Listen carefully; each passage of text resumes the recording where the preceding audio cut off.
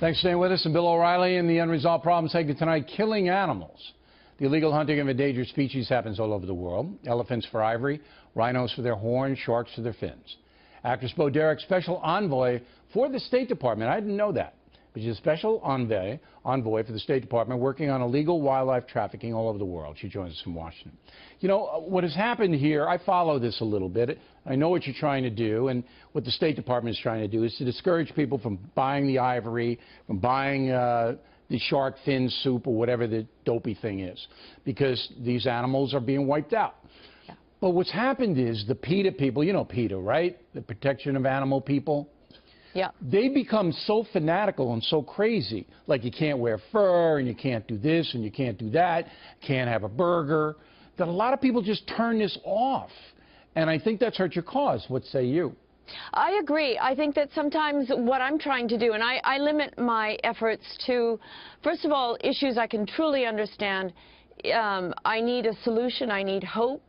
And I think a lot of what they do makes us feel hopeful and afraid to move, and I don't like being put into their category. Wildlife trafficking is a $10 to $20 billion black market, and with it comes all the crime, the death and destruction, everything that goes along with any black market. And I work with a group called Wild Aid that uses the influence of famous people, pop icons, and they do these really slick ad campaigns in Asia, particularly because that's where most of the consumption is. And after 10 years, there's been progress already. Shark fin consumption is down 82% in China, just because someone like Jackie Chan telling you this is not cool to have shark fin soup. So you're using indigenous people. It's more influential than a law, than enforcement, and I don't blame the poachers, funny enough.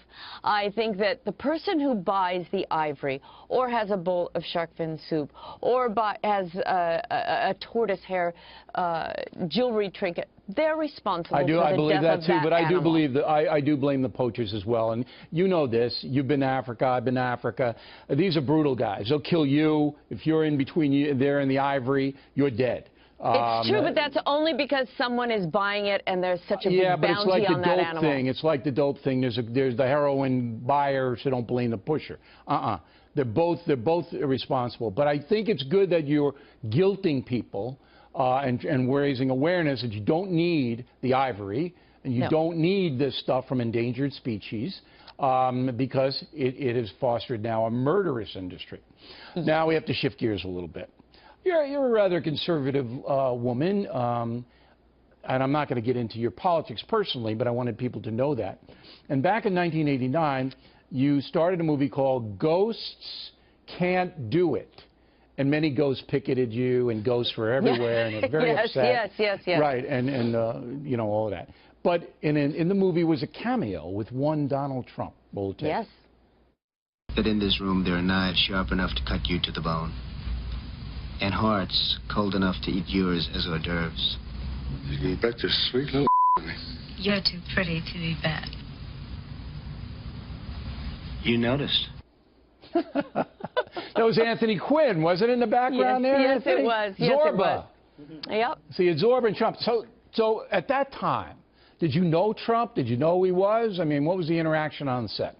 I had met him a couple of times. I got a call saying that he wanted, did we have anything in this movie we were making? It was a weird film. It didn't quite come together the way we planned. But he was wonderful. He was fun to work with, and we've retained an acquaintanceship since then. Oh, were you happy to see him elected president?